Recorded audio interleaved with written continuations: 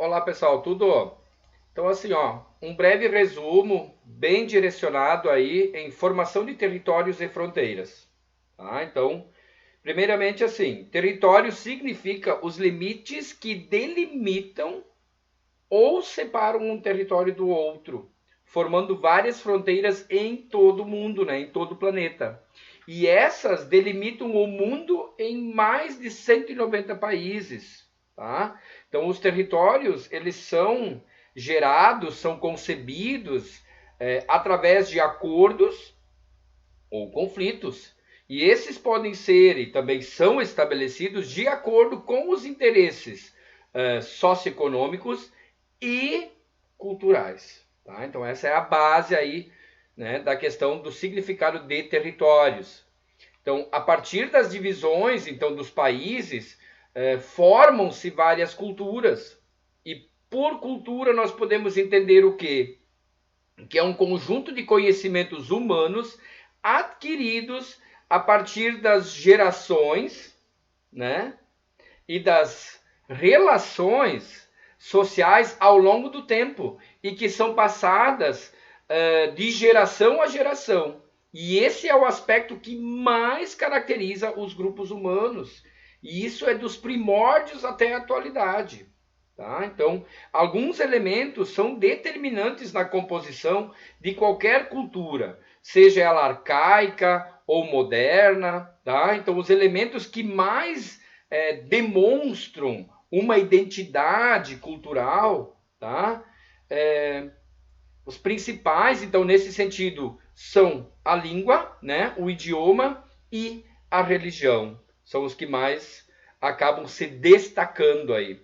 Mas dentro do território está inserida uma cultura que é desenvolvida pelo povo, tá? E o significado é o conjunto de pessoas que vivem em uma nação. Essa é constituída então pela sociedade politicamente organizada, com governos e leis próprias para elaboração e realização do cumprimento de tais leis, que caracteriza então o papel do Estado. E quem é o Estado? Então, o Estado, nesse sentido, né, tem sua essência no valor político, pois significa aí que a nação ela é soberana, ou seja, ela exerce poder sobre seu território e também é independente e reconhecida internacionalmente aí, né, para os outros países, né, mundo afora, tá? Estado também tem um outro significado que difere, né, do que eu acabei de falar. Né? Ele também se define como uma divisão interna do país, ou seja, os estados que compõem o Brasil, por exemplo, a federação. Né? Vamos pegar aí 26 estados, né? O Brasil é composto. Mas também, assim, no mundo mesmo, território, Estado, nação. Mas também muitos países têm essa subdivisão, então, em estados, que é o caso do Brasil. Tá? No entanto, alguns países usam outras expressões também, né? Como cantões, repúblicas, províncias e por aí vai. Tá? E para designar, então, essas divisões internas dos países, eles acabam sendo livres também para fazer essa designação e dar esse nome como querem fazer a sua divisão interna. Tá? Então, alguns povos possuem uma cultura independente, porém não têm território. São os chamados minorias nacionais aí nesse caso, tá? Que vivem subordinado aos regimes políticos divergentes às suas culturas. São também denominadas aí de sentimento nacionalista, que corresponde aí à aspiração de um povo em conquistar aí a sua independência política e territorial do estado a qual eles estão subordinados. E por causa disso, vários movimentos surgiram, sendo marcados aí muitas vezes por lutas armadas ou pacíficas, né, através de viés mais político e tudo mais. Mas na maioria das vezes o conflito aí direto, né, armado, as lutas armadas são as que predominam, né?